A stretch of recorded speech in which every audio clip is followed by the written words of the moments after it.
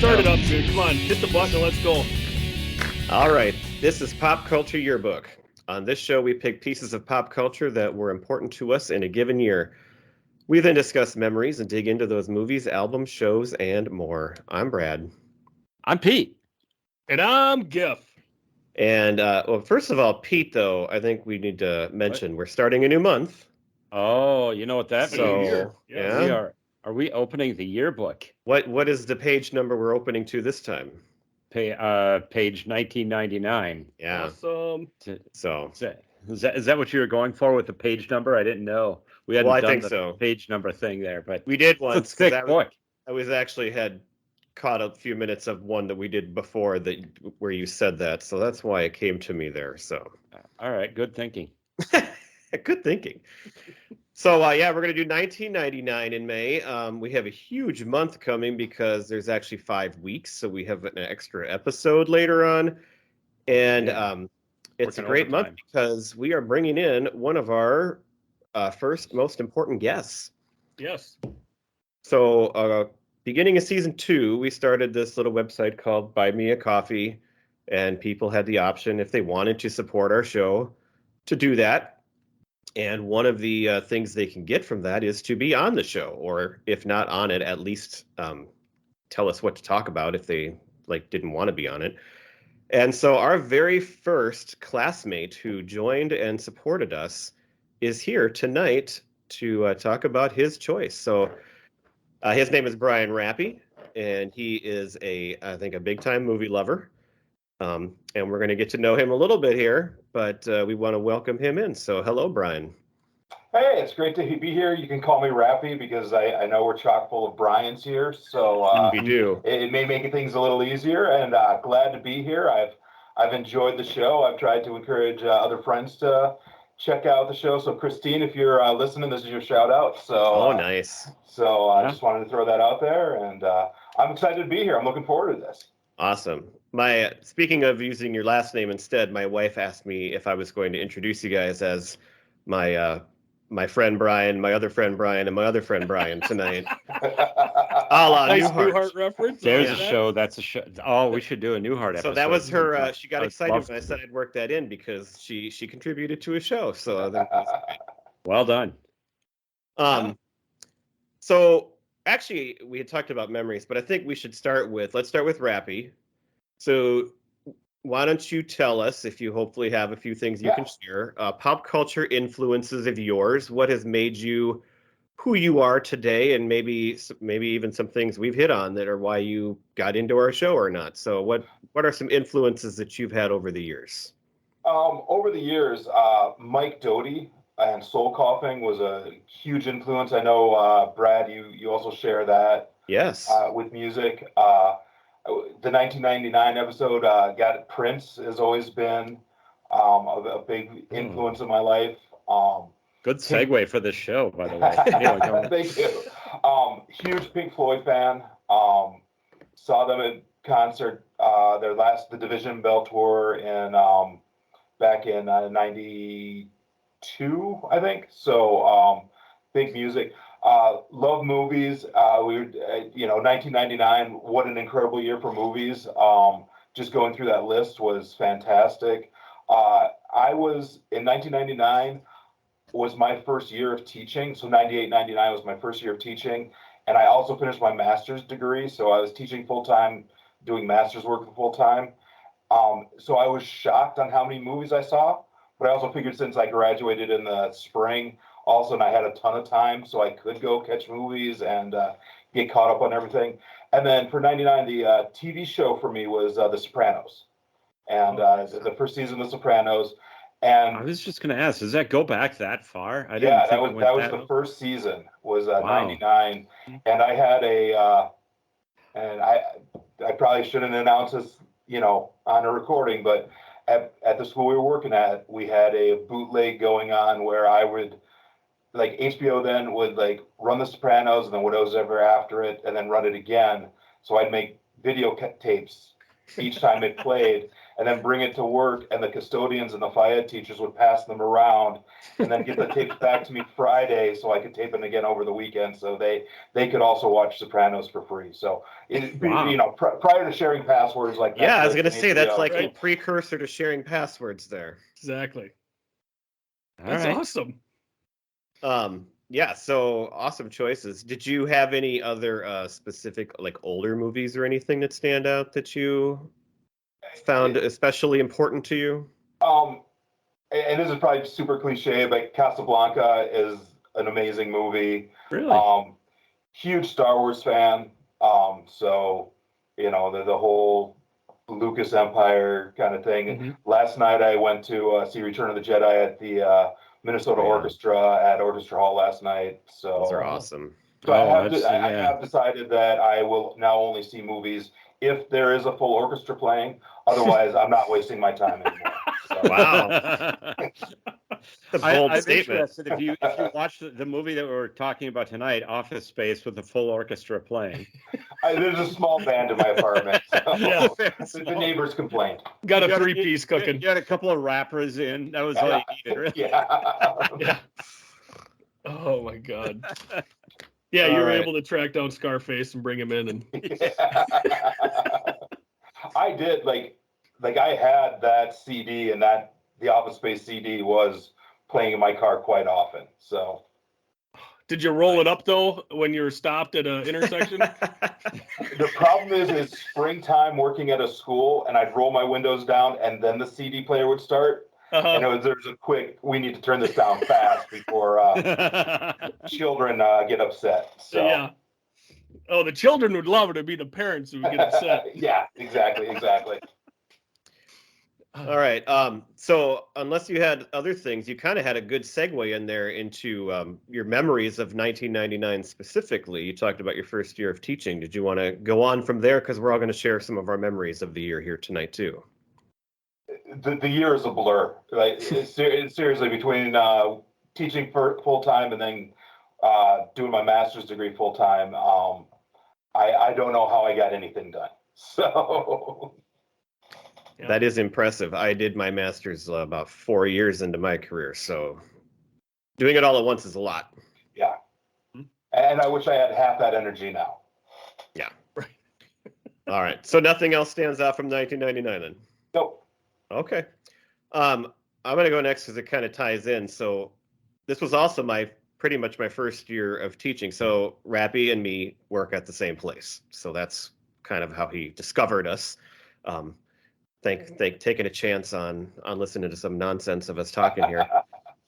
But I got my teaching job. My first job was a long-term sub in the spring of 1999.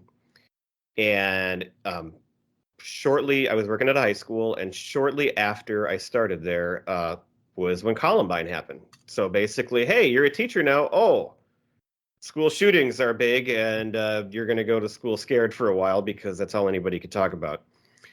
So that was a little bit of a surprise as a way to start. But then the next fall, I did get my first full-time job in the district that I'm still in, and so it's actually been quite successful overall as far as that goes. I've been there ever since. Probably just as important that year is also the year that I met my wife. And so it was a birthday party for our friend here, Pete. And he was kind of trying to hook the two of us up over time, but neither of us even knew about it. I had technically met her once before, but it was in a group and I didn't even know what was going on. But this night where she came to this party, she just caught my eye right away, and it's just been a storybook romance ever since. So, to Pete. That was in February of 1999, so right early in the year. There you go. We had our first high school reunion that year, Pete. Remember? Both of you guys, I guess. Yep. Our 5-year reunion. Yeah. It wasn't the Tyler reunion. It was the RTR reunion. What's the point of a 5-year reunion? But for some reason, I just remember going to it, partially because she came with. That was one of the first times, anyway, that she would have gone to Tyler. We've talked on this show before about our REM concert that we went to. So I saw REM and Wilco at Midway Stadium, and Pete, you were there. and Yes. our wives were there. And it was a great night. About this the other day. Ending in a torrential downpour, the concert getting cut short, but still an awesome night. We lived together, you and me, Pete, in a apartment complex in Bloomington, and right across the way in the same complex, our friend Dave lived with his wife, and they weren't married yet, none of us were, but Dave, who some of you would know from being on this podcast, and who, spoiler alert, is going to make his triumphant return in the next 2 weeks. Yes, he is. Oh my goodness, I can't wait. And I just remember watching Monday Night Football at their apartment like every week. We could just go over there and hang out anytime. And the last thing I remember from this year is the year where I feel like I really started to run. So I hated running. I hated track in high school. But I remember going down. We had that little 9-mile creek path in Bloomington just down from our apartment.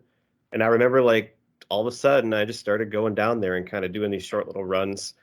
And that's when it started. And I've run 5 marathons since. And so that was a memory of that year too. So pretty big year.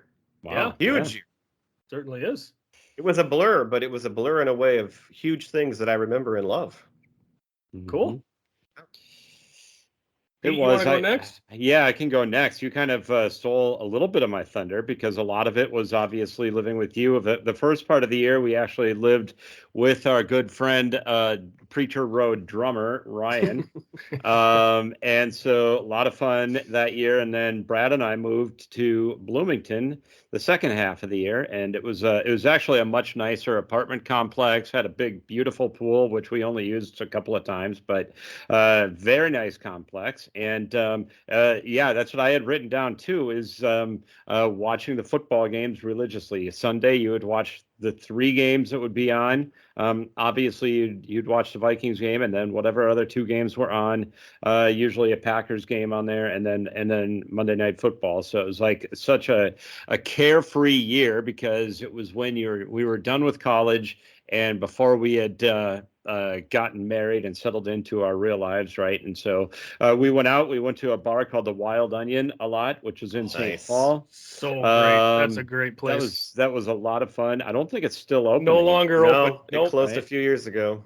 Yeah, that's very sad. But a lot of fun doing that. And that's other than that, that's it's actually the year that I got engaged. That's a big one to include. That was in December of that year. So it was when we were down to my parents' house for Christmas. It was the week before Christmas, but we went down to celebrate, and I got a limo and had it pick up me and Jenny, and we drove around, looked at the Christmas lights, got out in Marshall, Minnesota, and I got down on one knee in the snow and asked the question, and now here we are, some 20 some odd years later. Don't even want to do the math anymore, but still going. 22 going on 23. Yeah, that's right. So if you guys were hanging out the Wild Onion, there's a good chance we were in the same bars at the same time in 1999. Sure. Absolutely.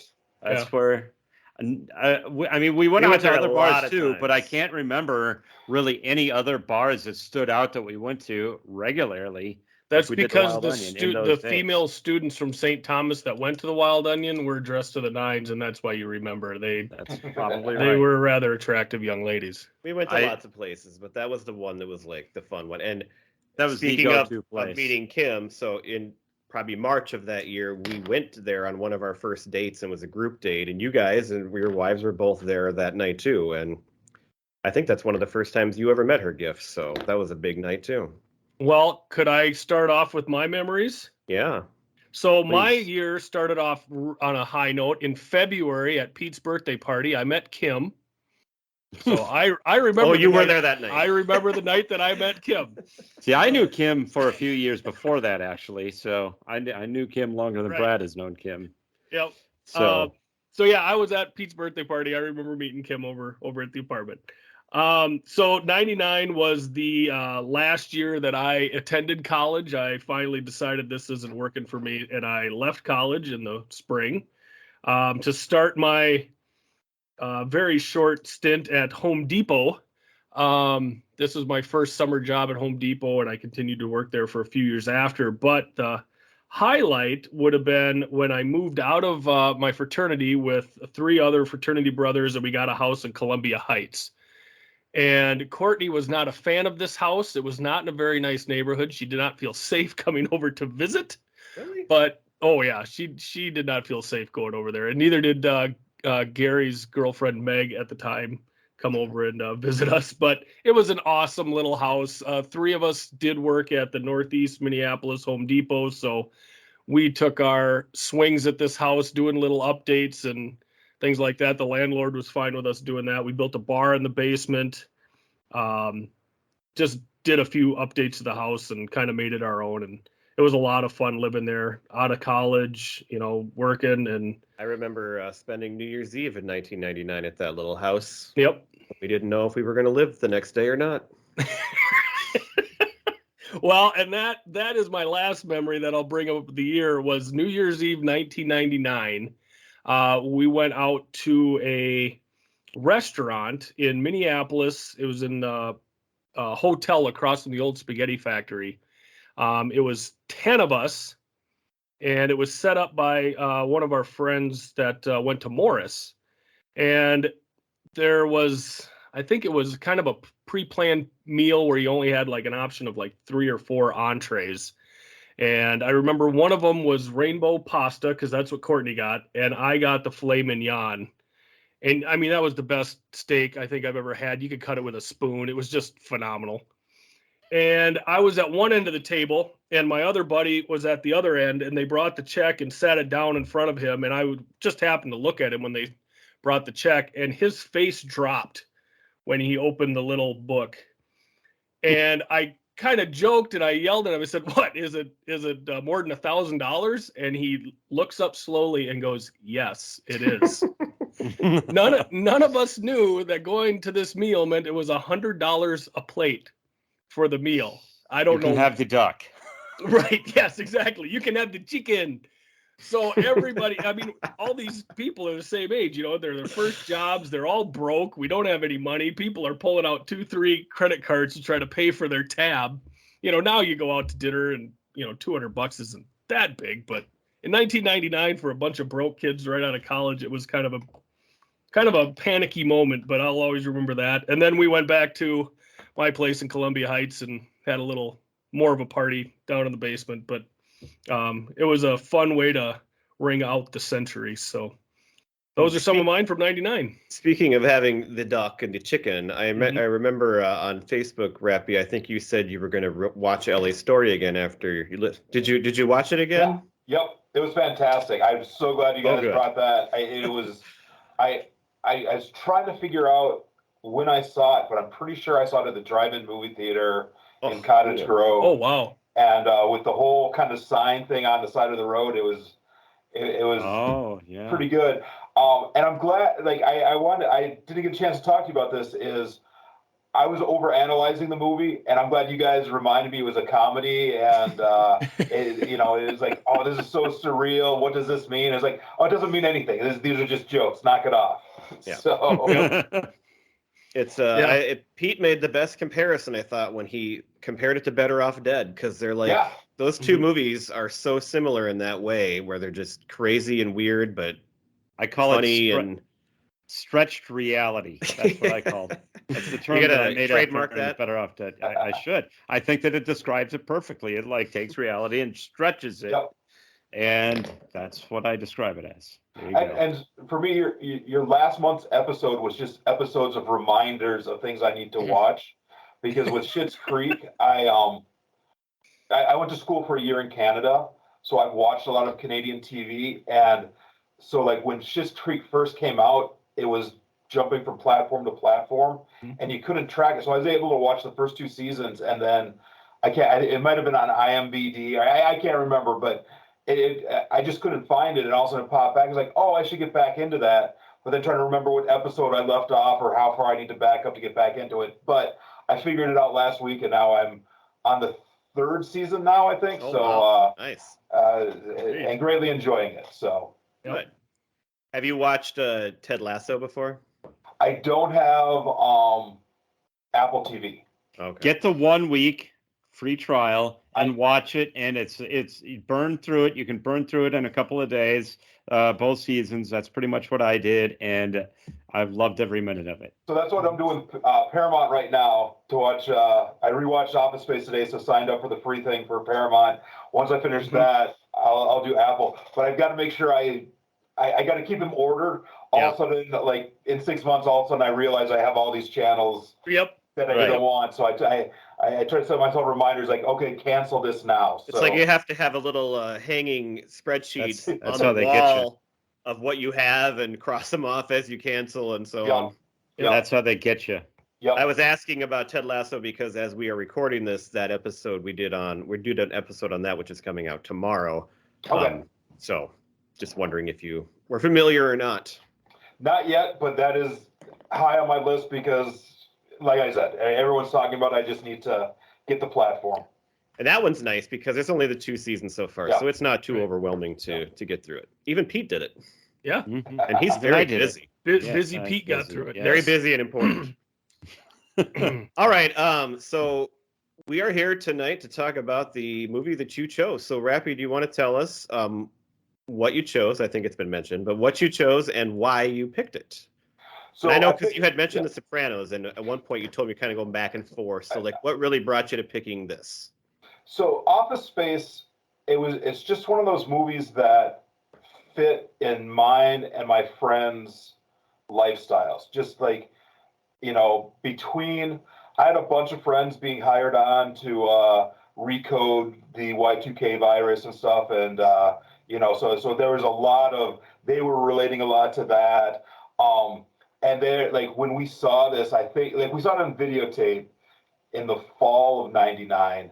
And a lot of them were getting laid off, and the consultants were coming in because all these companies are like, well, we're finishing our contracts, and now we've got all this money, we've did all this stuff, but we got nothing else to do, so we've got to pivot, and so they were all relating to the consultants, the Bobs, and I don't want to get too far ahead, but there's just certain parts, and after watching it again today, I was just like, oh yeah, I remember this and this, So and we'll get into it more. I don't want to spoil anything or jump too far ahead. Like I said, the soundtrack was fantastic, and it just hit me and my friends where we were in 1999, trying to get our careers going, trying to figure things out. There's stuff within the schools I can relate to within it also. And I remember once, and this was probably about 20 years ago, 11 or 12 at night at Byerly's getting some food. There was a checkout lady and then a young girl that was doing the bagging. And we overheard her saying, like, I just don't get Office Space. I don't understand it. And I just look at her like, is this your first job? And like, so the clerk and the cash out girl, they were talking. I'm like, is this your first job? She's like, yeah. I'm like, watch it again in 5 years. It'll make sense. And I always hope I run into her again. I hope she's still not bagging groceries, but maybe she'll listen to this episode and it will trigger her to watch the show now, the movie. So you didn't see it until VHS later in the year then? Is that what you said? Yep. I did not see it in the theaters. Which a lot of people didn't. So I did. Did you guys? When did you guys see it? Or do you remember like when you saw it? I don't recall the first time I actually saw it. I'm sure, Brad, it was probably with you, or it probably was during those years when we were living together, because I don't recall having gone to it in the theater, but I just remember this movie just sort of organically, growing into my life and being watched and rewatched.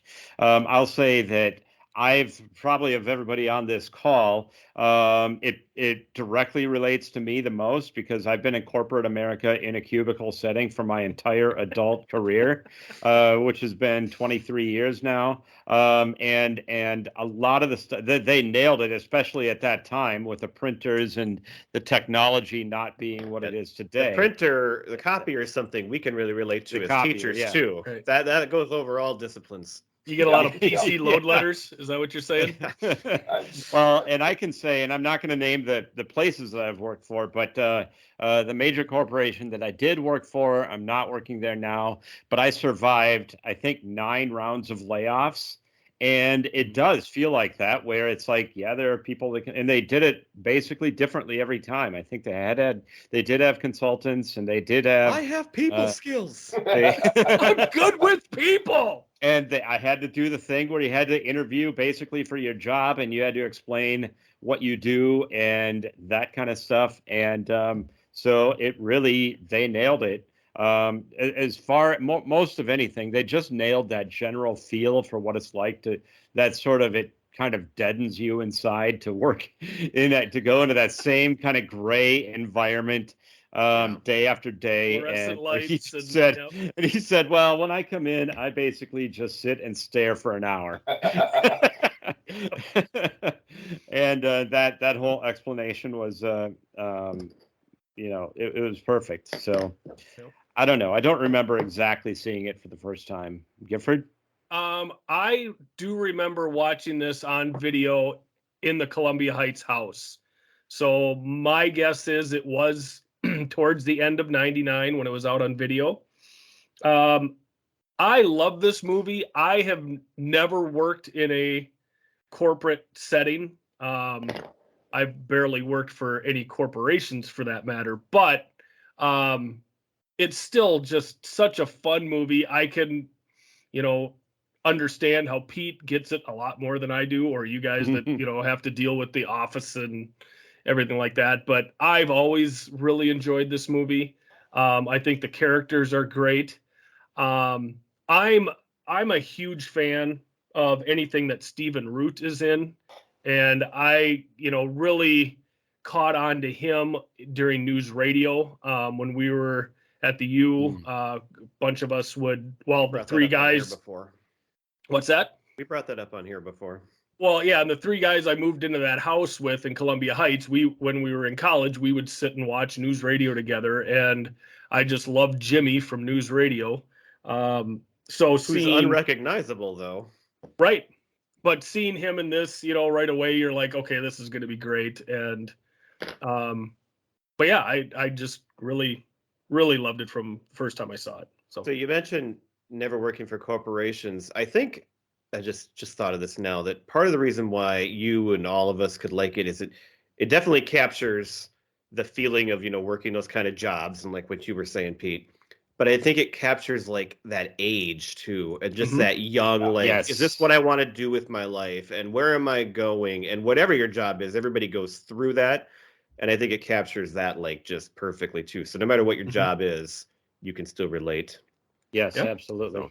And I was amazed on how my perspective has changed watching this movie, because I do member rights for teachers. So teachers that get in trouble or having problems or whatever, I have to defend them. And we can get into it as the movie goes along, but I was surprised on how also I was like, oh, if I had to defend these guys, I don't know if I couldn't stop them from being fired.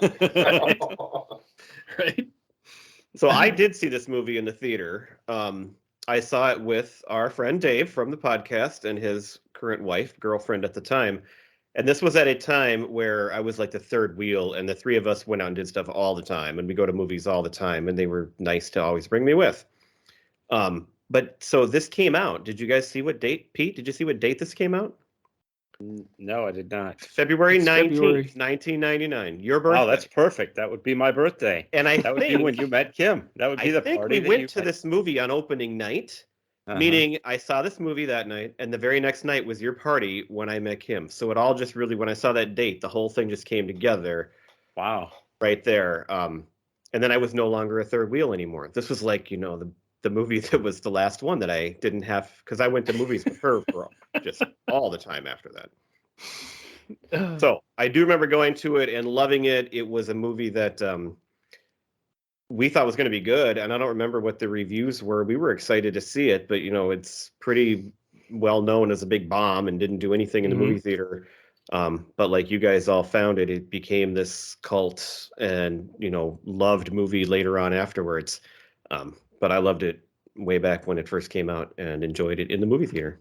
Yep. Well, and I'm pretty sure the way I saw it was Friday night at a Blockbuster, looking at the new arrivals, and I was like, well, this one hasn't been checked out yet. Let's throw that on the pile for this weekend. And Blockbuster. Oh yeah, that's probably where I got my copy from. because there was one right up the street, and we would go like every Friday and check out Blockbuster, see what the new releases were. And I would even be willing to bet I got it from the shelf that said, if you like Clerks or Kevin Smith movies, you'll like this one. So. Yep. Mm-hmm. That's fair. And we'll get to it later, but there was a great Kevin Smith movie from this year that came out that Yes, we will get to might it. be coming up. So You are guaranteed we will get to it.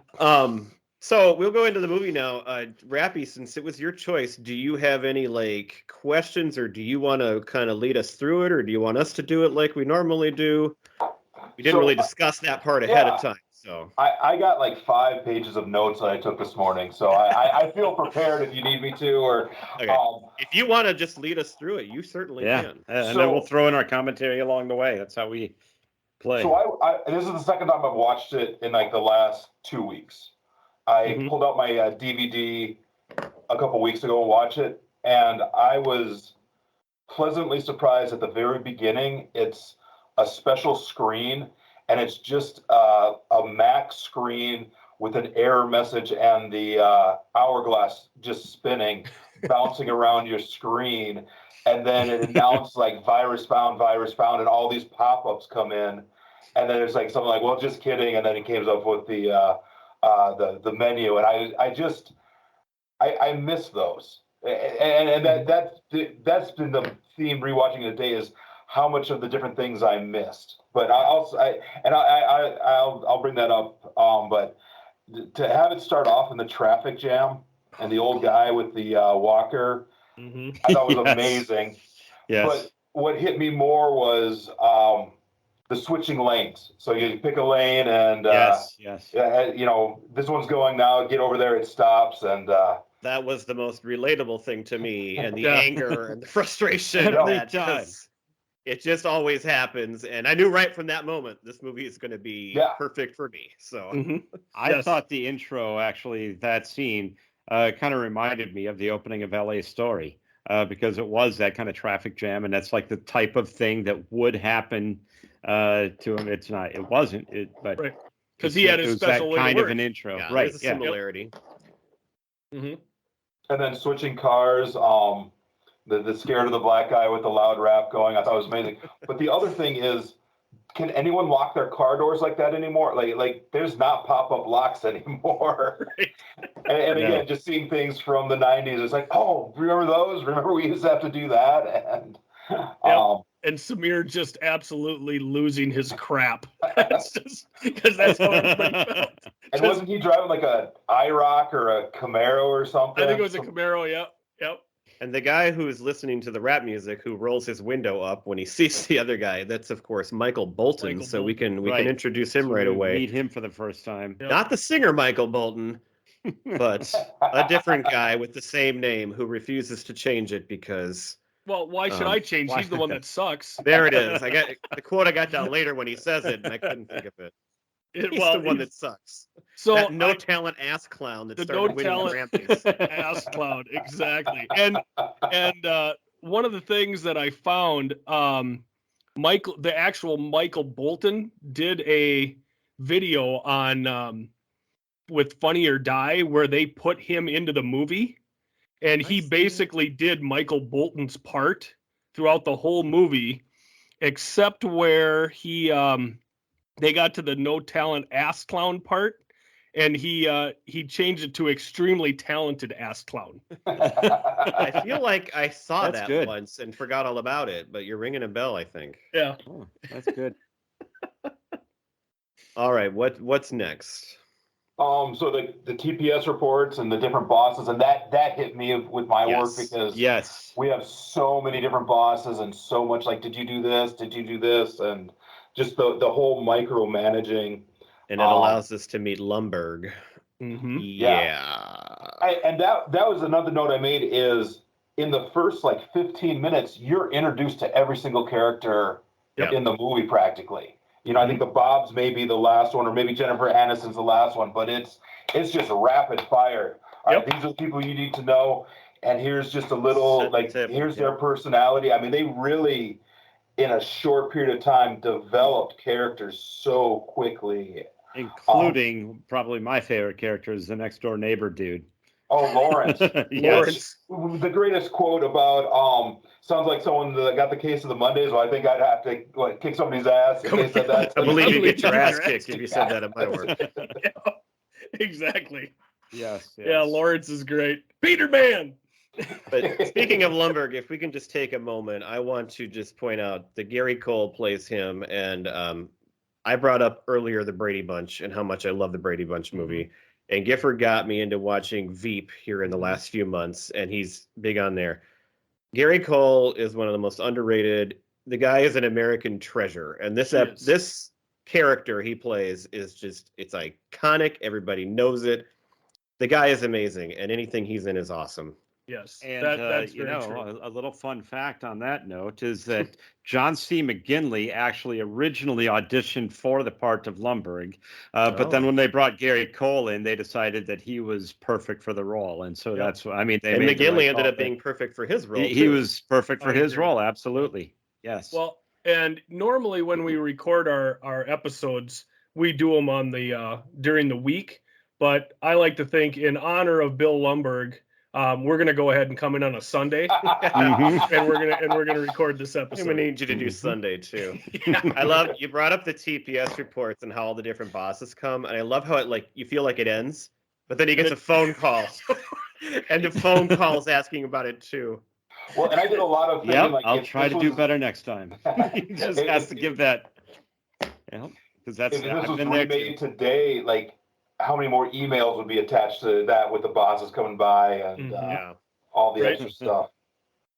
The one thing so we got the townhouse, we are introduced to Lawrence, but then he has his first dream sequence, and it's just the repeat of the lady on the phone, just all the background knowledge.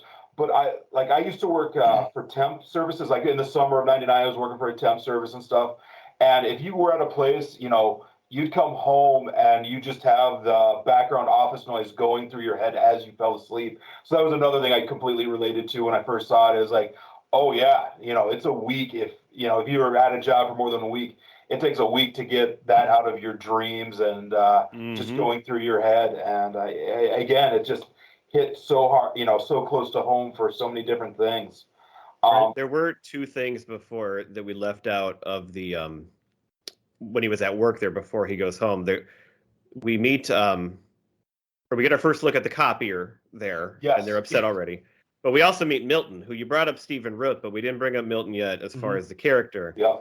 And in one of his first lines, somebody tells him to turn his stuff down. He's like, I can listen at a reasonable volume from 9 to 11.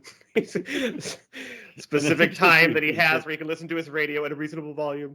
Well, did you guys pick up on his job? He is a collator. Collator, yes. That's all he does is collate. He is the most useless pile of crap there. It's a glitch. Yes. And then we're also introduced to Samir and Michael Bolton. Yep. Well, and we can't forget about our favorite waiter at Chotchkie's. What's his name again? Brian? I forget what his name is. Yeah, Brian. Yeah. His name is Brian. Another Brian. I think I purposely neglected that, and in my brain I would just call him Chaz. So. Yeah, so he is the annoying waiter at Chotchkie's, but we do also meet Jennifer Aniston there. And I just wrote down, this is 1999, and so she is a huge star from Friends.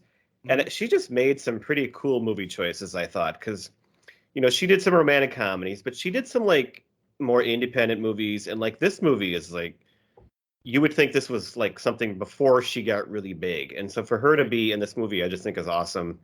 They brought her in because they felt like they needed a big name for the movie, and she was the one that they landed was the biggest, to try to bring some credibility to the movie, because they had actually do you know who they tried to get for Ron Livingston's role?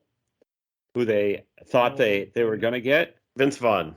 No, even more famous than Vince Vaughn, I would say. I was just thinking of Swingers. The answer is Matt Damon. That's who they originally attempted to get. But then eventually they decided it was unlikely that he would get it. And then Ron Livingston's agent stepped up and asked if he could get an audition. And he did. And they thought he was perfect for what they were looking for there. And also a big name star auditioned for the Jennifer Aniston role as well. Any guesses there? Uma Thurman. It's actually known for being a daughter of two other big name stars.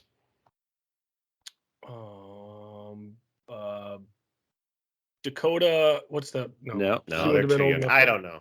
The correct answer there is Kate Hudson auditioned for that role. Oh, she would have been good for it. Yeah, she would have been good. I thought that too when I found Not that. a fan. So, well, I'm just saying. I wasn't trying to go for whether or not you were a fan. I was just going for the fun fact. Gifford said she would have been good, and I said I much prefer Jennifer Aniston there. I agree, but she would have been good. I actually think that Ron Livingston was better than Matt Damon would have been. I think so too. I agree. The way he played that role and the feeling of the movie, I think he's perfect. Yes. Well, and Matt Damon was busy also filming a little film we'll talk about later.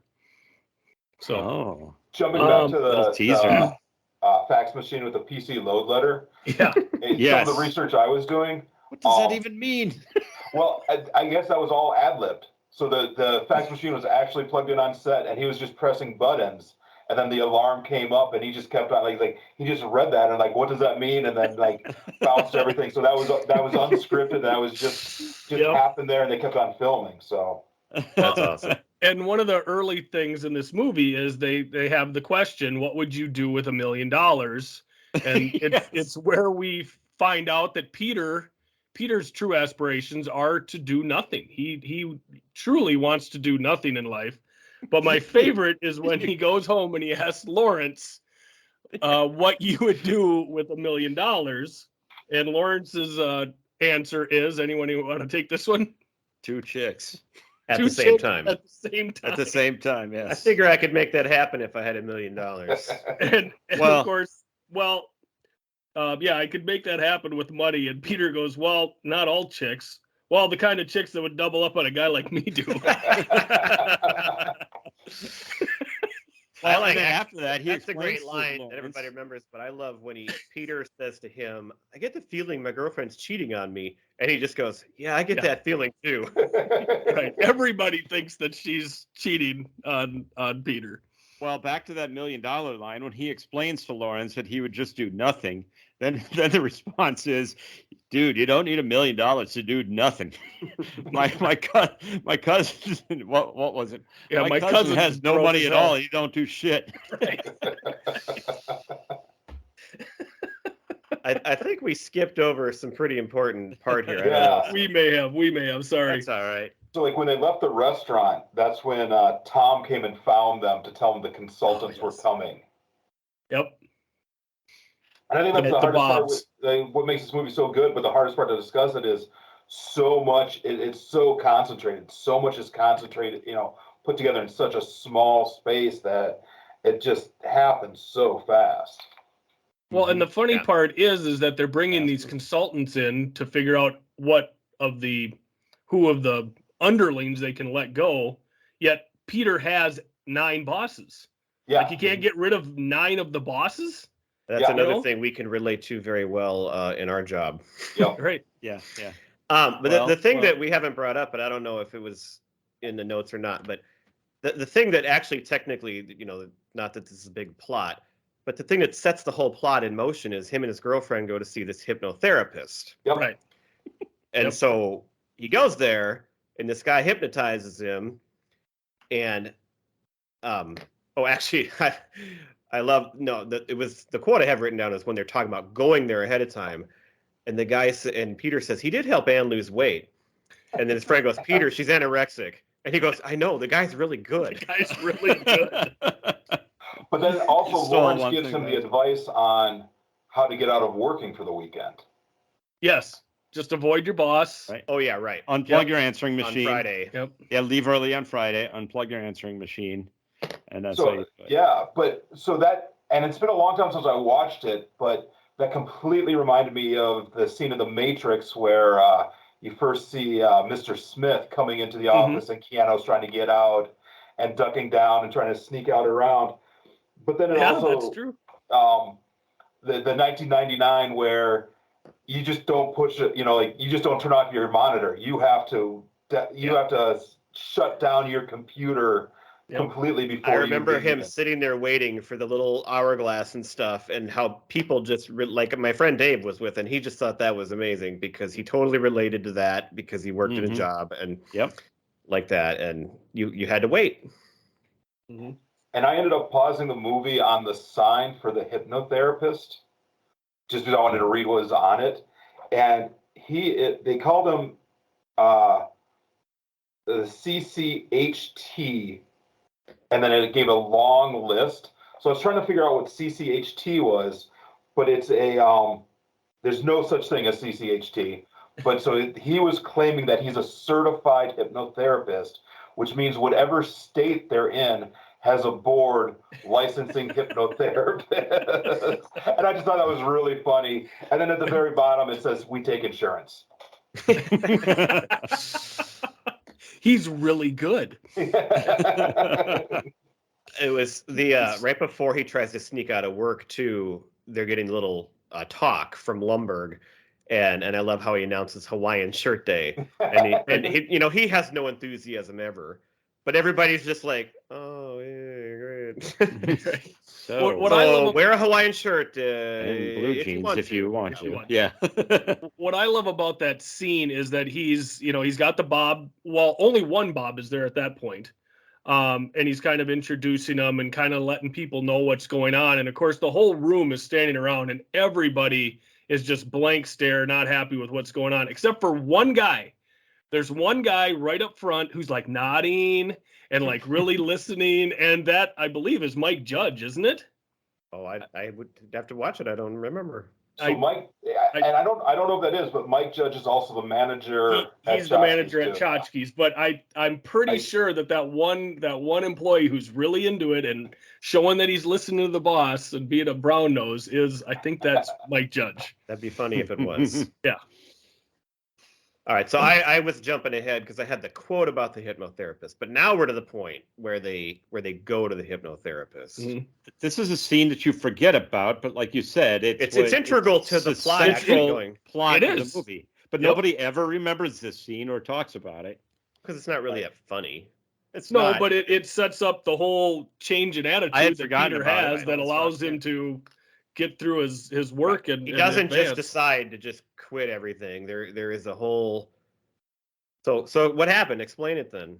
It's actually not even that necessary. They could have easily written around it or just said he doesn't care anymore. But what happens is that he does go to this hypnotherapist because, what was it? Because he was just too worked up about his job. Yeah, because he was too stressed out and worked up about his job. So the hypnotherapist gets him to a point where he's feeling totally relaxed. But then right when he is at that state, he drops dead of a heart attack. The hypnotherapist does. And so now he's basically trapped in this state.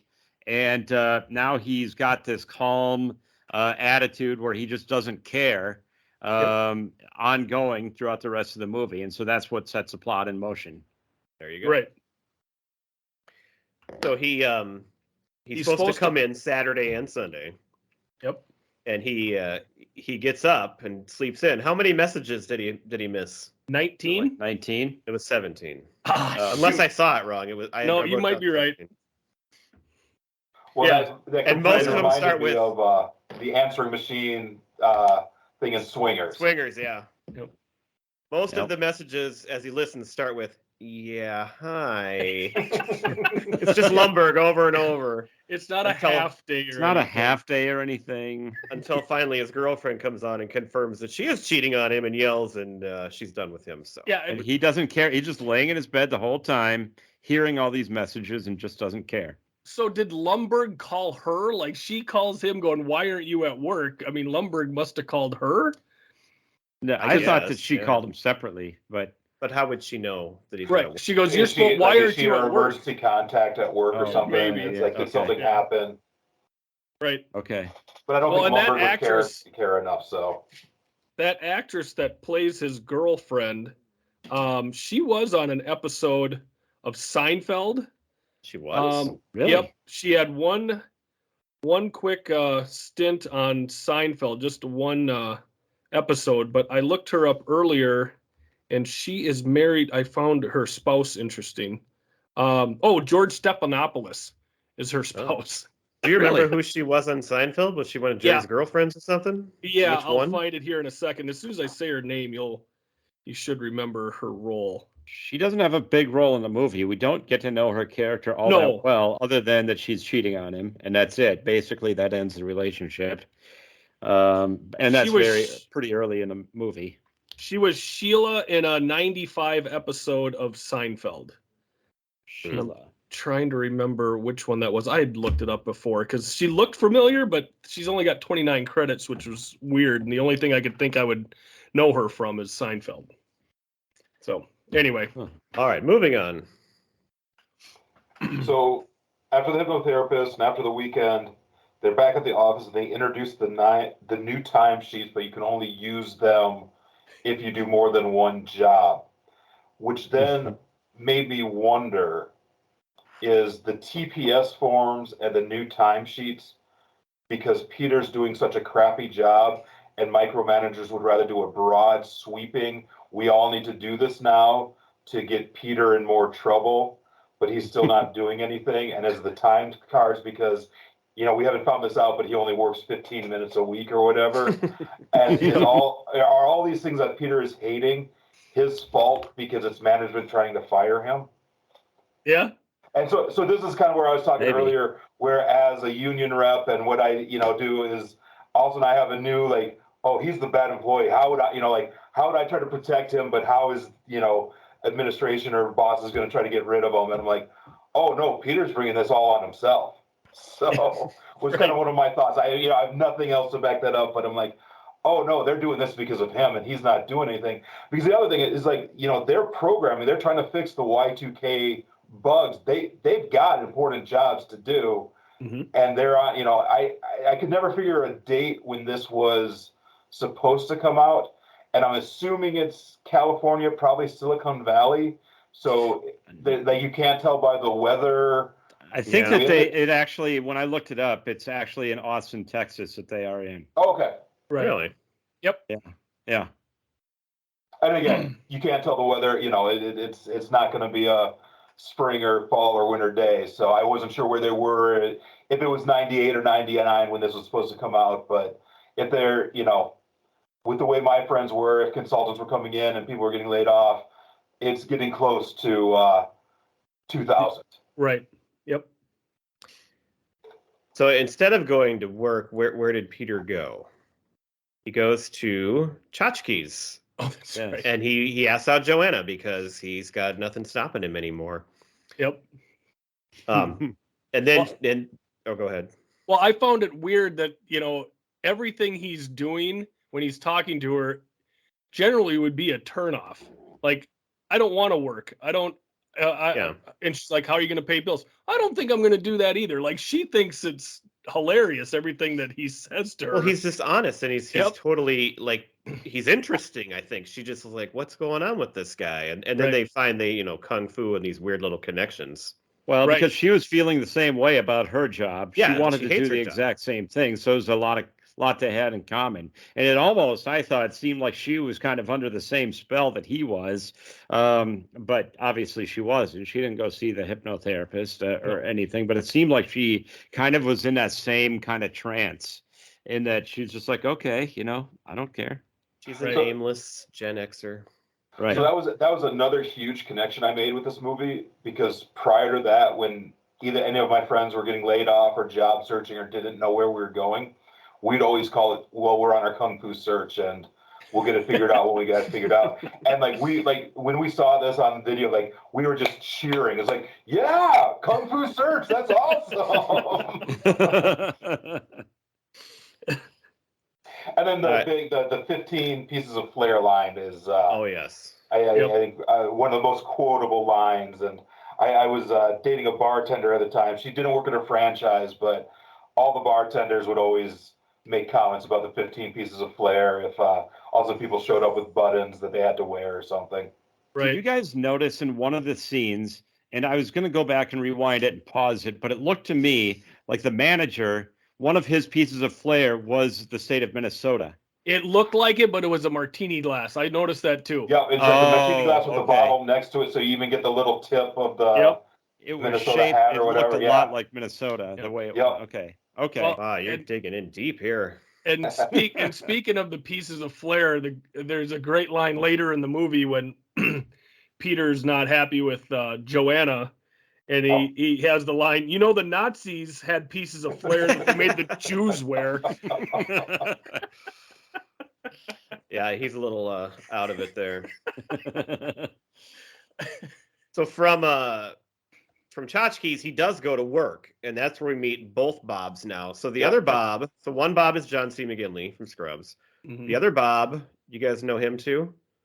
No, I Yeah. did look him up. What is he from? He's Paul from Cheers. Oh, you're Oh, right. Yeah. Yes. that is Paul. Yeah. I did not put that together. I mean, he's been in other stuff too, but that's what I think most of us would like totally recognize him from. Because the last few years of Cheers, he was on a lot. Like he became almost equal to Norman Cliff for a while. Mm-hmm. Mm-hmm. So those two are interviewing everybody, and that's where we have what is the name of the guy? Tom. Tom. Oh, Tom. The jump to conclusions, Matt guy. Yep. Yes. Yes. Who does not handle the interview well. Right. Well, and then in this interview, there's a line that Courtney and I use all the time, and it's the, what would you say you do here? I have people skills. Why can't you people understand that? Well, and it's just it shows just how useless he is, because they're like, so you actually take the specs. Well, no, my secretary does. This guy even has a secretary? You gotta be out of your mind. This guy has a secretary. Come on. He's trying to push it off on her. Yep. Oh my God. He actually takes stuff away from the customers.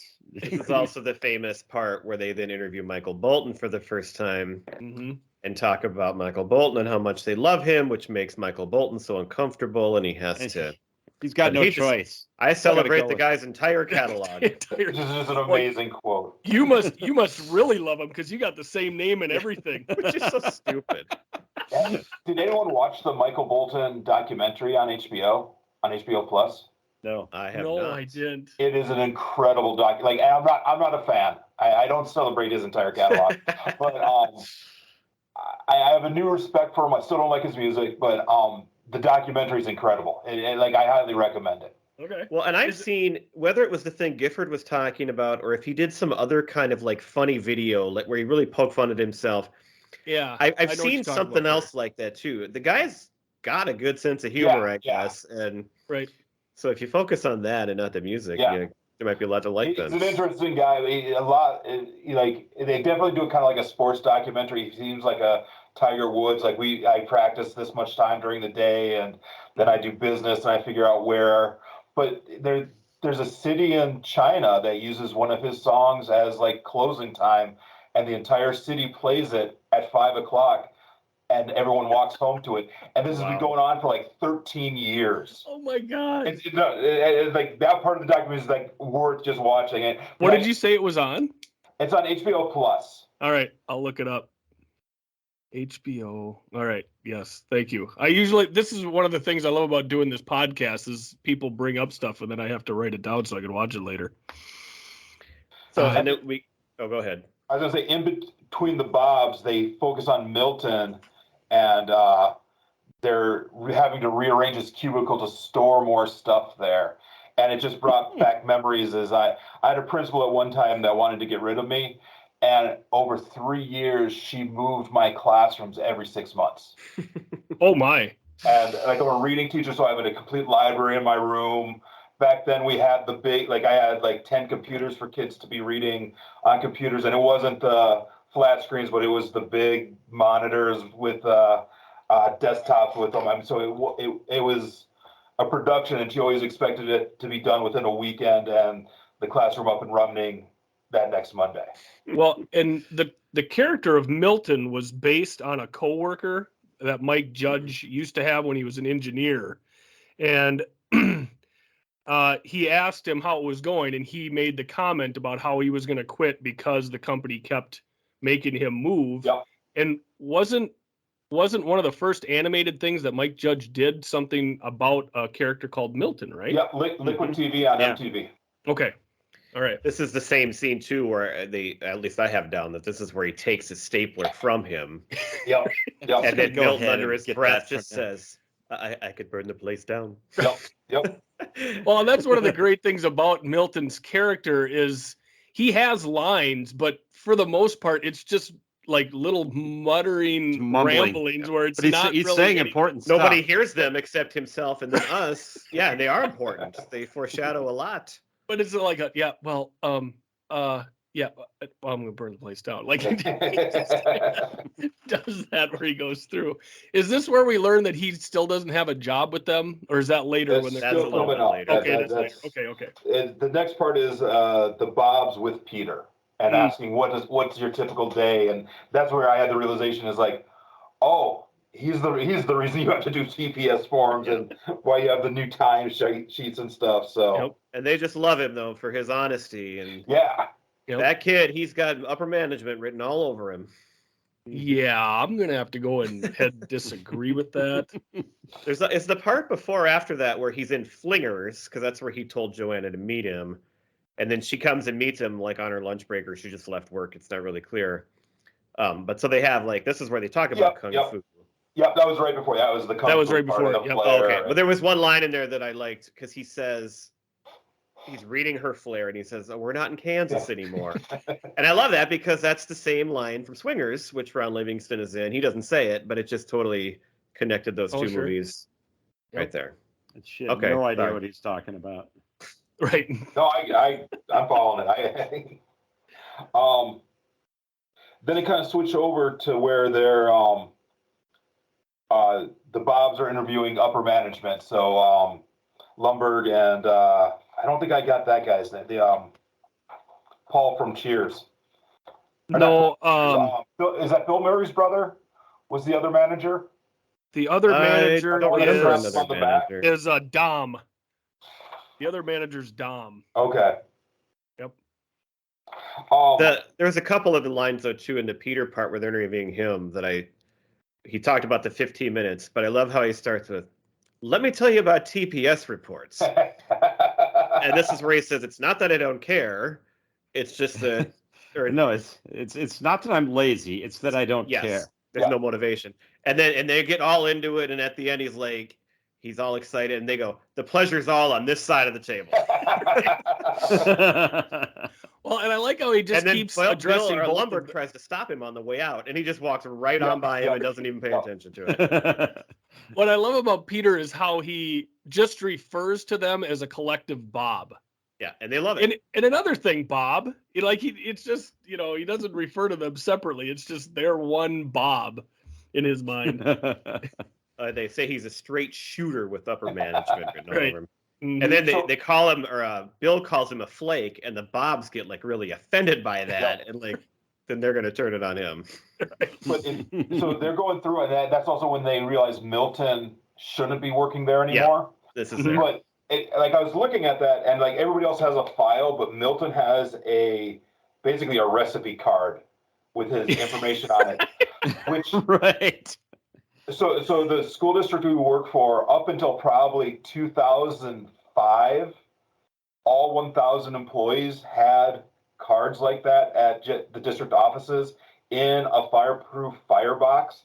And if there was ever a fire at district offices, all the secretaries' first priority was to save the file cards of all our employees and get those out of danger of being burned up. And I'm like, oh, so he's just worked here forever, and he has the old file card. And The other thing I love about the interviewing the people with the Bobs is on the side of the wall, there is a big whiteboard with this ridiculous flow chart, and at the bottom, it just says planning to plan. Like these guys are efficiency experts, but there's just inefficiency everywhere around them, and they're actually part of all of it. It's just, I love how they poke at that so much in this movie. Right after this too, this is where Peter's starting to feel really empowered, I think, from his discussion, and we got the montage to "Damn, It Feels Good to Be a Gangsta." Yep. And he's just taking down his cubicle and just destroying the place and taking parking spots, and And this is where you see him and Joanna starting to get close, but there's no dialogue. It's just a little montage to. It was a fantastic '90s montage. Yeah. And I love when he grabs the drill to open the door instead of getting shocked and stuff. It takes doors off. Yeah. Right. The speaking of the gangster rap, the producers actually originally wanted to take that music out because they thought it was going to be like too offensive and too controversial or whatever. But they ran it past focus groups, and the focus groups loved it because it sort of paralleled who they wanted to be versus who they were forced to be in this office setting. Well, which that is scene is something we can all relate to. Fighting back, and it's like Relationship George, right? It's like you are a different person when you're in the office and you're forced to be that person, and it's not who you really are. Right. I love after he knocks over the cubicle, Lumbergh comes and talks to him, and he just doesn't really know what to say, and he looks around, and as he's leaving, Lumbergh just goes, "Yeah, and we'll get this cleaned up for you." Like he's just totally giving it now because he's getting under attack by the Bobs next, and. Right. Well, and he's Lumbergh's worried because he's like, well, I got a meeting with the Bobs in a minute here, Lumbergh. I don't really have time to do whatever he wants. He's just playing Tetris and eating Cheetos at his desk. Right. But that meeting is then another one of the complications that moves the movie forward because this is where he learns that his friends are about to get cut, and so he's not. They're going to get laid off. He's getting a promote, even though they are much better employees, and they're the ones that keep the company going. They care. They're the ones that are going to get laid off, and he's getting promoted, and so he doesn't feel that's right. And my one question: so he gets promoted, and they tell him, "We're going to put a team under you." Like his next word should have been, "Well, I want Samir and Michael Bolton on my team. Like, don't fire them. That's my team. You don't need to hire. We don't need to train. This is who we need." Or is there the realization these guys aren't that good, and I wouldn't want, I suck, but I don't want these guys on my team either. Like I couldn't tell if he was throwing them on the bus or what, and I know it's to progress the movie, but it's like your reaction should have been, no, these are the guys on my team. Don't fire them. Yep. This is there's the good line in there too where they don't know how to say Samir's name. It's Samir and Nagaha. I'm not going to work here anymore anyway. And that line was ad-libbed by the actor at the time. That was really down. Yeah, he just put that in there. Well, and that goes back to, like you say, keep these guys on my team. The reason Peter had to come in come in on the weekend was because they made cuts. And now we have to play. Now we got to sort of play catch up, as one puts it. So they're getting rid of all these people who are obviously needed, and whoever's left behind needs to pick up all the slack. And the way Lumbergh phrased it, he doesn't say we made cuts. We've lost people. Right. So like it's such a passive aggressive. Like they're lost, but we just gotta make sure we keep on doing what we need to do. Mm-hmm. So the great scene here is when.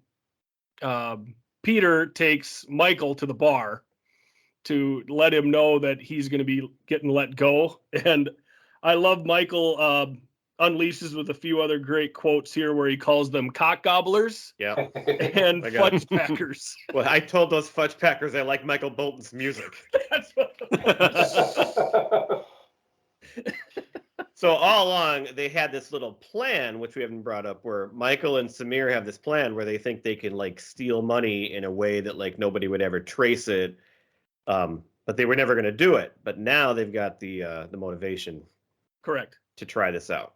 Which to call it the Superman 3 plot, I thought was amazing. Yes. Yep, and it is that is the plot from Superman 3. So they have to bring Samir in because Michael's program is great, but Samir is the one who knows the credit union, the software the best. So they need Samir to come in to help out, and then they'll have Peter to implement it in the end because he has clearance to implement it or whatever. This is another scene I love because Peter takes that promotion while they're working through that, and it's this slow motion scene, and it looks like it takes a long time. They're doing all these little things, and then it gets done, and they just stop and go, well, that was easy. Right. Well, yeah, Down for Whatever to Ice Cube is played, and it's all slow-mo.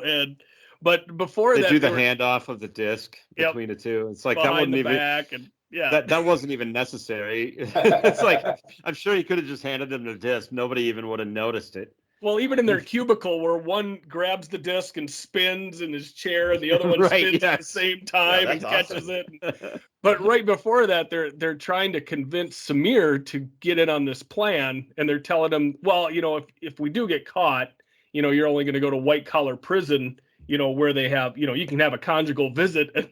And Michael, we should be so lucky. right? And Michael goes, I'm a free man. I haven't had a conjugal visit in 6 months. So after they get that implemented, it's the last day of work for Michael and Samir, and Peter, takes them from work. They're going to go out, but he has a They little also present. find out from the coworker that Tom Oh, got hit by a car right That's before Drew. that too, which comes in here again pretty quick. So Tom, the guy who freaks out in the interview, gets hit by a car and is like seriously injured. Yeah, But- tries to kill himself, but then decides to not. And we meet Drew His here. wife walked in on him, and so she caught him, and then he decides not to, and then he backs out of his driveway and then gets hit. And now he's gonna get By a all drunk this driver. lawsuit. Yeah, gonna get all this lawsuit money. Right. Well, and I love the character Drew here. He's a young hot shot in the company, but he's got the O-face line. I just Yeah, referred to him as the O-face guy. Right. He, I by was the way, referring there to him are as two the guys. creepy coworker. There are two guys in my historical life that he totally reminds me of. And it's like, especially one at my former employer, that is totally him. It looks exactly like him, and he totally had that attitude. And Right. I'm not going to Well, name and it. he has such a small role, but he has two of the best lines in the whole Yes, movie. He has the yes, O-face very line, important. and one which we will say a little bit later here as it comes up. Did you say, Rappy, that he reminded you of a coworker? I know. I was saying he's the creepy coworker. okay. So like a lot of the temp jobs I've worked, I've run into people Guys very like him. similar to him that is way Cocky. too curious about everyone else's sex life. Yes. All right, I think you were getting Gifford to then the surprise after they leave work. Right. So Peter takes Samir and Mike out on their last day of work, but he has a little surprise for them, a little going away present. And they go out to an empty lot, and Michael has brought the printer with him. And we have another great Scarface song still playing while they mobster style tear this printer from limb to limb. It's just one of the greatest scenes with the baseball bat. The way that kicking. scene, yes. Go ahead. The Well, way he that punches scene was it. done. Yes. He's on his His knees bare hand. punching it. They modeled it after mafia movies, and so that's Mm-hmm. where Livingston's character is walking around as if he were the Don. He's just walking around in circles while the other ones are actually doing it. And they actually, there was actual New York mafia people have come out and said that scene was really authentic, how it was done. Right, because Peter never actually touches the printer. He Right. just lets those two go at it. And I love the part where And then they got to Samir hold him back. Samir and Peter like pull him off of it, and then he fights his way back through to punch him with his bare hand. It's just so great. I visualize that scene weekly between the printers and the different machines at our school that are constantly breaking down. Yeah. We get an email pretty much every day or every other day that copier's down again. We're not working. God, we don't have to use, like, the job that I'm at. I haven't used a copier in many years, or a printer. I don't use it very much. We don't use anymore. paper at all. I haven't used a pen in a couple of years, probably, because everything is just on, all electronic. We can avoid it for the most part, so it's nicer than it used to be. Right. There was one line that I really liked right before the fax machine. They're partying at Peter's house, and it's all of a sudden they're discussing, and like Lawrence, like, you can trust me, and like, who is that? It's like, don't worry, Lawrence is cool. Right. Yeah, they're trying to be so secretive. Lawrence hears everything through the wall. Don't worry, man. Oh. So So now And then we get to the Nazi statement as they're driving to Tom's party. But I just like Joanne, or the Jennifer Aniston character, is so nice and so she's willing to listen to his stealing plan and stuff. It's like, oh my God, she's a wonderful woman. Well, what's great about it is like they wake up the next morning, his place is trashed from the party the night before. Yeah. And she's like, what went on here last night? He goes, I can't tell you. No, I really can't tell you. And then they cut to them driving to the party and he's telling her freely about the whole plan. Like he doesn't really believe in this whole we're going to take this to our graves at all. So he tries to explain it to her and she's like, he thinks she doesn't get it, but yes, you are stealing, but he's so angry at Initech that it just doesn't matter at this point. You're stealing pennies from the crippled kids? No, that's the jar. I'm talking about the take a penny, leave a penny thing. We just take from a much larger jar and a couple million times. She does such a great job. She's got such a deadpan delivery on all those jokes. And I love that one. So now we're at the party. And we see what's the cohort? Tom, who's got a big halo on now. Everything's broken on his body from getting hit by the drunk driver. But he's so happy because he got the settlement and he's going to use it to make his because he said, that guy with the pet rock, he's a millionaire. You just need a great idea. Mm-hmm. And he's got this idea for the jump to conclusions mat, which he has a little template there for them to all look at. And it's the worst idea I've ever heard in my life. Samir, this is terrible idea. This is terrible. Well, and I just wonder, I always thought about the writers coming up with this, what is the worst possible idea that you could come up with? And this has got to be pretty close. Compared to some of the things, I think it totally makes sense. I think it's actually brilliant. Really, you look at some of the things on I wouldn't buy it, but I wouldn't buy a pet rock either. It just it fits that type of novelty item. I'm wondering, honestly, what are the rules to this game? Who gets their friends together to jump on this mat? I think it's like a magic 8-ball. It's like a magic 8-ball. Oh, whatever you land on, you jump on it, and whichever one that you land on. This is a terrible idea. It's the worst idea I've ever heard. And I always envisioned it before, and I always forget that you see the mat. Yeah. But I always envision it as like a hopscotch thing. Yeah, that's where you throw your rock. That's where you have to jump to, and that's your conclusion. But it's just it's a horrible, horrible plan. But the big thing we think we learn at this party is what? Drew makes an appearance, sees Peter. So Peter and Joanna got a little fight kind of in the car, but they might get over it. But then this changes that again. Yes. Joanna slept with Lumberg. She didn't sleep with her. Sleep with him. Drew's famous line here is Lumberg fucked her. Lumberg being, just to clarify, the boss's name. Right. And of course, which horrifies him, and then he has a nightmare of him doing this with Joanna while holding his coffee cup. He's still drinking coffee while he's having horrifying nightmare. God. Yeah. Hey, Peter. I'm gonna need you to go ahead and move your leg a little bit.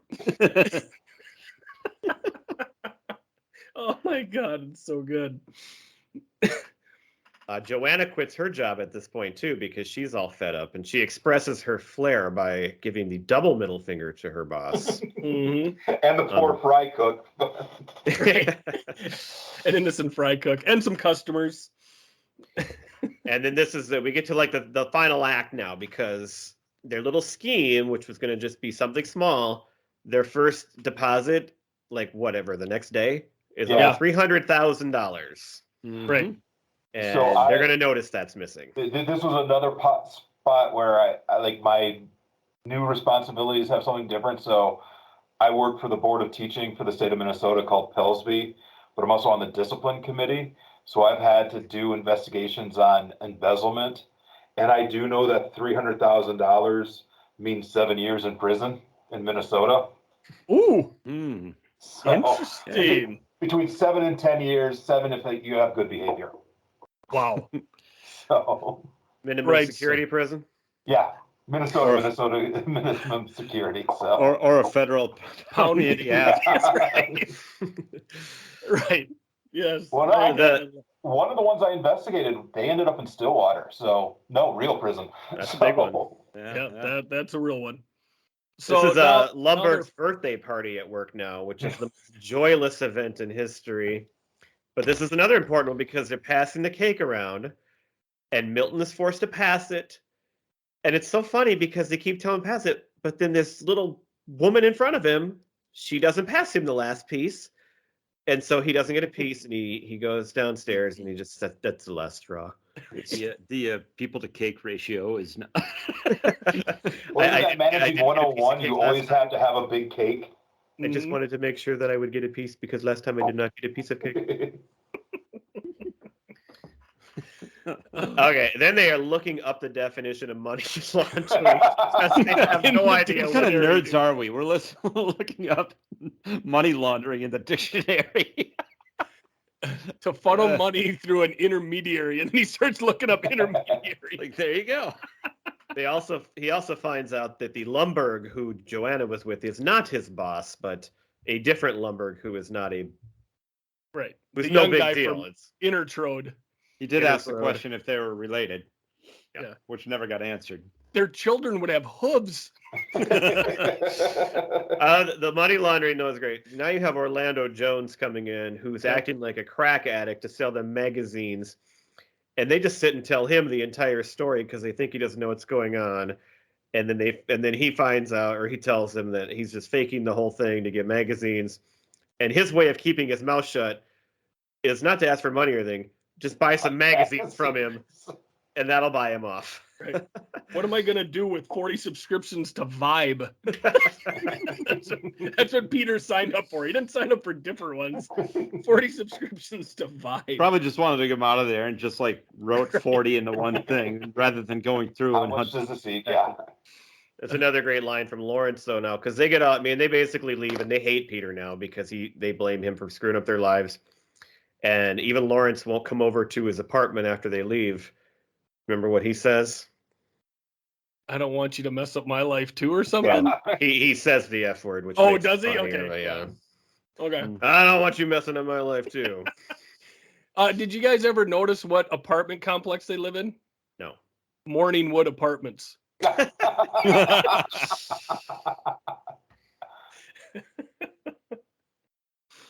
Peter apologizes to Joanna because he finds out that it's not the Lumberg that he thought. Mm-hmm. And he has this moment of clarity, leaves a full confession at Initech with all the money, right? He leaves the whole thing. That's important, that it's all the traveler's checks are there. He gets the money in traveler's checks, and that's in the envelope, and that's important. Puts it in Lumberg's office, but Lumberg isn't there, so he just leaves. And I love he has second thoughts right after it, and the way he jumps back to the door and tries to stick his fingers under the door is hilarious. So here's my other thought. Jump into like the next scene where Milton just walks in. Yeah. Right. Was that door locked? Like I bet it was. But this was the next day. It's the next day. So would nobody the saw the secretary envelope. unlock it, or like if Lumber wasn't in yet, like does he unlock his own door? Like it was just. I like to think it was unlocked the whole time, and he just never checked it. And he could have did what he wanted to, and he still could have got away with it because obviously we come to find out what happens at Initech. Finally, the whole place burns down. The place burns down. Well, mysteriously. So this is the thing that my memory of the movie was different because I thought it burned down overnight. Mm-hmm. But in this, Milton goes into the office to get his stapler back, and it's during the workday, and there's everybody there. Yep. So how did the fire start, or how did he do it, like right in view of? He probably did it down in his office. Yeah, he went down to his basement where nobody else is there. Okay. Right. And he knows how to do it. That's the foreshadowing. He says, I could burn the place down. Yep. So I guess. But so while it burns up, that burns up the confession and the money. And so. No. Not the money. Not the money. Oh, right. We assume Milton took the money because of the final scene. Right. That's we right. see him on a beach. But here's the thing. Despite the fire, really, they don't have a backup somewhere of the computer records because the credit union didn't burn down. Like they would still have. That was my question too. Is like there's not the internet. It's we're doing things by floppy disks to do viruses. Right. Does the credit union not have records someplace else, or even in 1999, are they still ridden someplace? But the confession burned up, and they're going through all this transition. So maybe, I mean, they just don't. I mean, maybe they did find out they lost the money, but just have no idea. And probably they wouldn't know where it came from because the computer that was used to upload it would have been burned up. But I don't know if they would be able to track the account info. Because they did know that there was $300,000 missing because Dom runs down to the basement to get. And that's where they turn the lights off on Milton. Milton in the basement. So they know it's missing. That's the thing. Like, they know it's gone, and now all of a sudden a fire is just going to take care of that for Peter. But I like to think it did because, Samir and Michael are at their new jobs at Intertrode, and we see Peter working with Lawrence on a construction site, which I love personally. It was on the construction site. It was where the place had burned down. There's a great line too earlier, because after he leaves the confession, he goes back to his apartment and says goodbye to Lawrence because he thinks he's going to be going to prison. And Lawrence just goes, "Watch out for the cornhole, bud." Yeah, there's no sympathy coming from Lawrence. But he's got this great job now at the end there. Mm-hmm. My question is, how long does Peter last there? That's a good question. He loves it now, but right. For a guy like him, that seems like kind of a stretch. The first day it rains and you're not going to, never know. Like, how quickly does he go to Intertrode or wherever the new, Samir and Michael Bolton are working to get that job? Well, and we see Milton on a beach in a tropical locale because he obviously took the traveler's checks, because he says, I'll take my traveler's checks to a competing resort. Oh, he says that. That's, he did point that out. That's how we know. And the guy serving him even doesn't give him any respect. Like he's still getting screwed. Right. And he's got that T-shirt on that says, "I ate the worm." Still complaining, never happy. So what? Like, after I got done watching it, should this movie be considered a heist movie? Ooh, like Ocean's 11 or the Thomas Crown Affair? Sure. Yeah, at the very least, up there with Superman 3. It's a little bit of everything. It's a love story, bit of a romantic comedy in it, and buddy flick, and heist movie, and just all around greatness. Yeah. All right. Did anybody find that you were disappointed or not like it as much? No, I liked it more. No, it still holds up.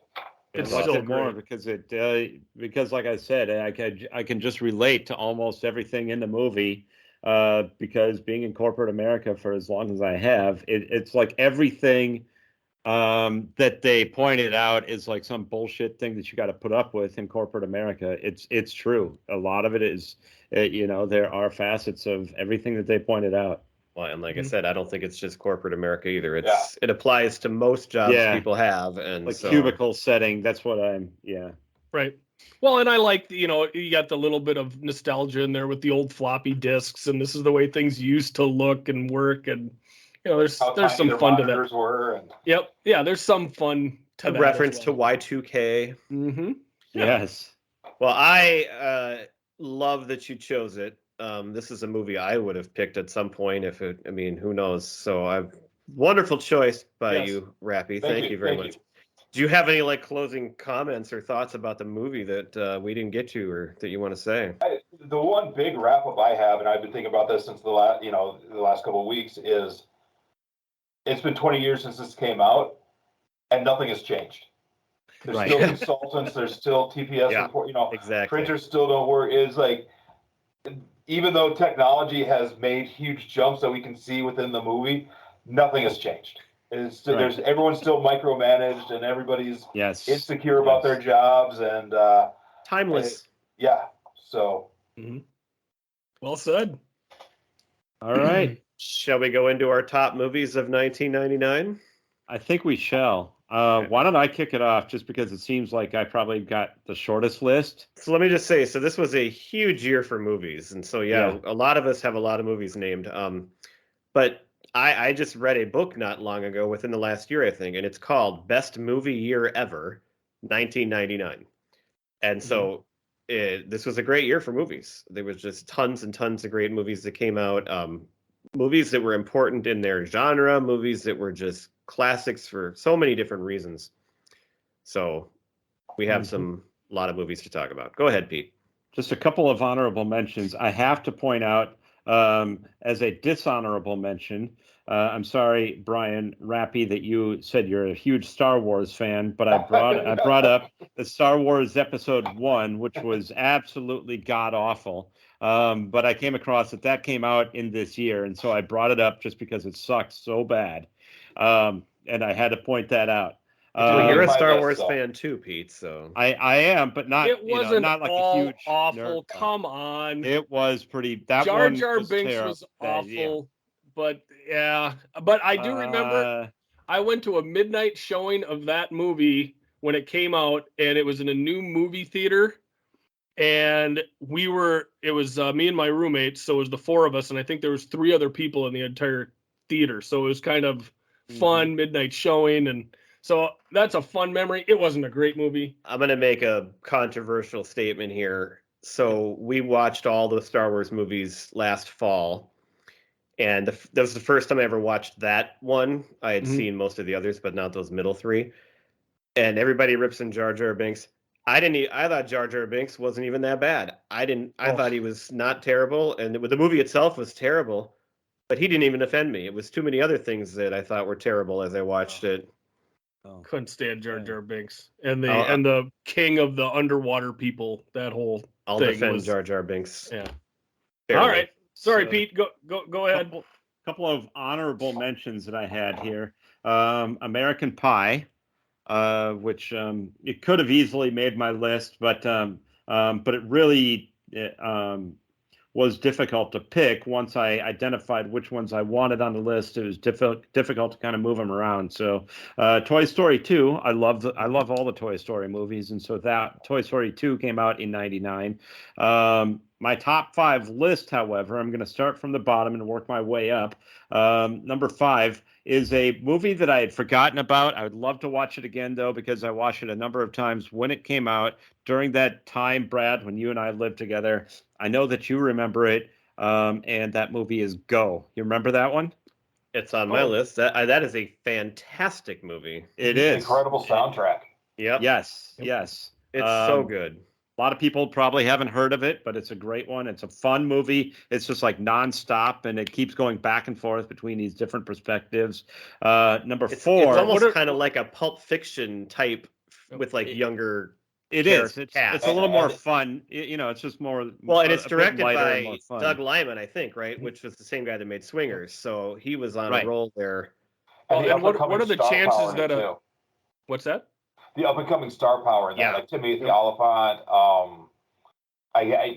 Kate Hunt, not Kate, No, I know who you're talking. I can't think of their names either, but if you just look it up, there's an amazing list of people that were in that movie. Well, and as Pete said, it is a non-stop movie, so it is aptly named Go. Yeah. There you go. I think you were thinking not Kate Hudson, but who's the Dawson? Katie Holmes. Oh, Katie Holmes is in it. Katie Holmes. She's in it.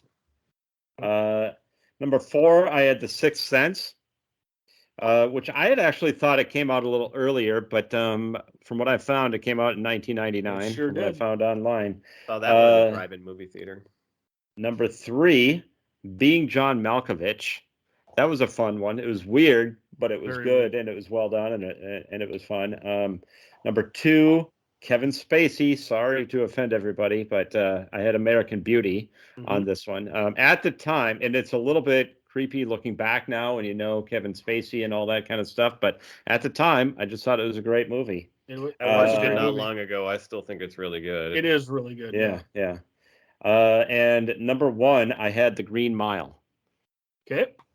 Yeah. Let's have Rappe go next so we don't steal all the movies that he might have to say. Did I steal any of yours, Rappe? That's my first. So I had Being John Malkovich. Okay. I didn't know how to put Phantom Menace in there. I didn't want to give it honorary mention, but I wanted to give it mention. There was some technical stuff. Like I did, dishonorable mention. Yeah, to re-kick the Star Wars franchise, it has importance, but yeah, I have 3 honorable mentions, and it was just because they were so big blockbuster and there were so many independents. I kind of put them. So I have Fight Club, Matrix as honorary mentions, and independent kind of British film, Lock, Stock, and Two Smoking Barrels. Oh, yeah, as an honorary mention. Yep, love that movie. And then my main list, I'll start from 5 to 1. Mystery Men with Ben Stiller. William H. Macy. Yep, making fun of the comic book trope before the comic book trope came out. I think it's 20 years ahead of its time.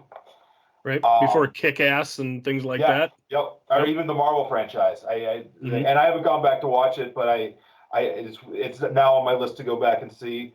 The next one, and Dogma, Kevin Smith, big influence in my life. Clerks was, but Dogma, another up and coming, packed with stars. Between Chris Rock, Selma Hayek, just Alan Rickman's in there. Alanis Morissette is in there too. Ben Affleck, Matt Damon, and Matt Damon. Yeah, George Carlin.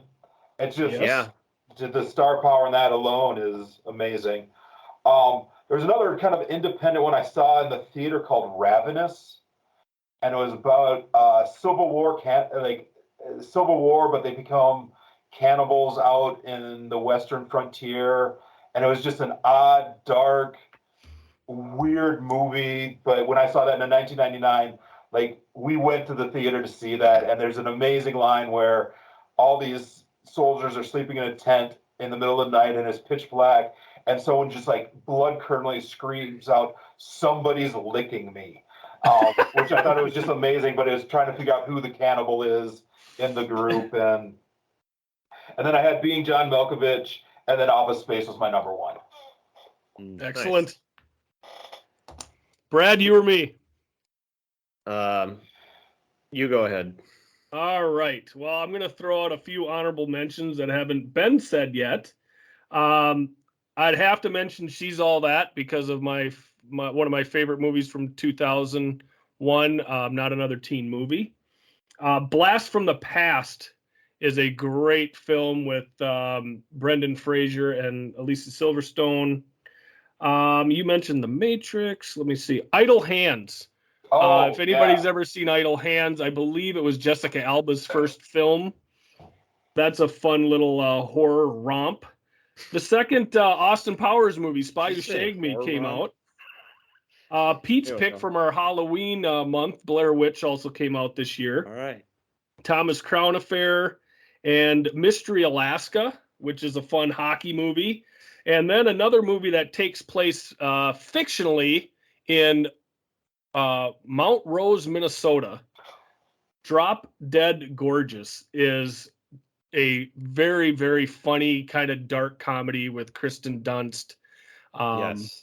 And Amy Adams is in that. Amy Adams' first role. I believe if it's not her first role, it's one of her first roles. Denise Richards.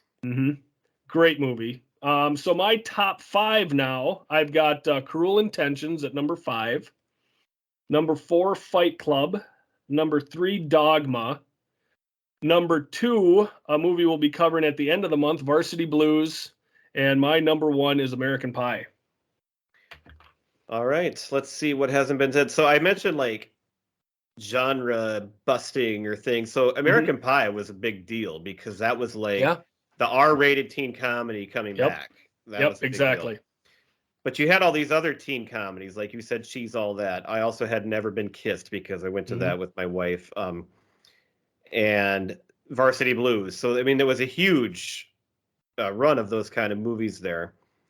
The Blair Witch was obviously, we've talked about that, a huge, big change in the horror movie genre. But The Sixth Sense also was this other different kind of horror movie. Another teen one that was much different was Election with Reese Witherspoon and Matthew Broderick. That was a great one. There, nobody mentioned South Park. The South Park movie, I got over South Park after like 5 years or so, but that movie was great. And it was, I mean, at the time, it was awesome. Dogma, you said. Fight Club. One that didn't get said yet is Three Kings with George and George Clooney. Yep. That was a good movie. Bowfinger with Eddie Murphy and Steve Martin I rewatched recently. Pretty funny. Is it? Yeah. Okay. There was a great little independent movie that I wonder if you guys remember or saw. It was called The Straight Story. It's about this guy in Iowa whose brother is dying and he has no license and he rides his lawnmower like hundreds of miles from Iowa to I think somewhere in Wisconsin to go be with him. It's such a cool story, and it was a big deal for an independent movie. Nobody said. Eyes Wide Shut, Stanley Kubrick's last movie, I liked better than a lot of people did. And I think that's it for those. Top 5, I had American Pie number 5. Well, here's one nobody said at all yet. Magnolia. Yeah, I couldn't do it. I think I'm over Paul Thomas Anderson. I hated Licorice Pizza. I haven't liked a movie of his since There Will Be Blood, I don't think. But I loved Magnolia. The Green Mile, I had at 3. American Beauty, I had at 2. And I did also put Office Space because if I'm going to watch a movie again anytime, that's the one I'm going to pick. Mm-hmm. Well done. I have a tendency to forget about adding to my list the one that we just talked, the one we're talking about tonight. We've done that before. It's like, oh yeah, I forgot about Office Space. I was wondering that when you didn't include it. Yeah. I have it on my list. It's just not one of my top 5s when I have all these other ones laid out in front of me. Great year, though. Great year. Yes. And we could have gone on and on. I mean, there were so many other movies from that year that we didn't even mention. Right. Yes. Oh, we did mention already in this month to 1999, or what'd you say? Is there going to be a sequel month to 1999 into next year or two? Or there could be. We actually were talking about that. Some of these years where there's just so many different things we want to get to. So right. Would you be interested in coming back for another time? I'd love to come back. This was fantastic. Awesome. Well, you did a great job with your movies. And yes. So 1999 or something else. I'm sure we you outshined the rest of us. That's for sure. See you again. Yeah, no, this was a blast, and let me know. I'd love to do music. I'll do TV. Whatever year. Right. So awesome. Let's just restate that Rappy's on here because he's one of our classmates, the original one who supported the show. And you can do that yourself. We have a website. It's called Buy Me a Coffee. It's linked on all of our stuff. We also have a Twitter, a Facebook, an Instagram, and we now have a rapidly taking off TikTok. Yes, we sure do. With videos with over 10,000 views. 15,000, don't we? Yeah, couple. Yep. So they are at Pop Yearbook on any of those major socials that we are trying to use. And you can leave reviews on Apple iTunes. You can leave reviews on Spotify. And so if you've listened to the show and enjoy us at all, I think the 2 best things you could do are leave a review and or try to tell somebody else to listen to the show if you think they might like it. Yes, please do. But beyond that, there's a lot of other things you can do too. And you can even become part of the show like Rappy did tonight. Yes. And if you don't listen to the show for us, listen to it for Preacher Row. I mean, go ahead, listen to the intro music, and then fast forward if you need to, all the way to the end, and listen to a little more Preacher Row, because that's how we start and finish every single episode, right? Except for like 1 or 2 exceptions. But so here you go. Let's put them on, shall we? Yes. Well, and I would like to say a quick shout out to Jeannie and Ryan who are listening up here in Bemidji. Ran into Jeannie the other day, and I just want to say thank you for your support. Okay. And we'll see you next week. Sound like Bartles and James there. I'm going to go jump on my Jump to Conclusions mat now and see where it takes me. Awesome. Thanks again, Rappe. All right. Hey, thanks a lot. Good night, everybody. Take care.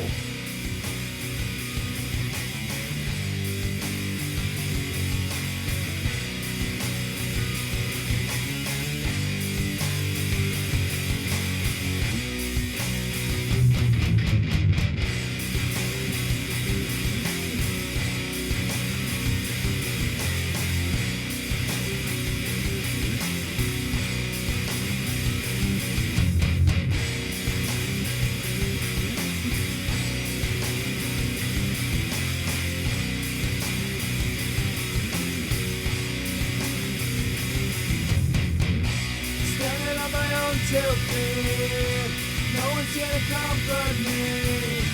Sorry for what I have done. Sorry that your song is gone. 7 steps and it will be my last.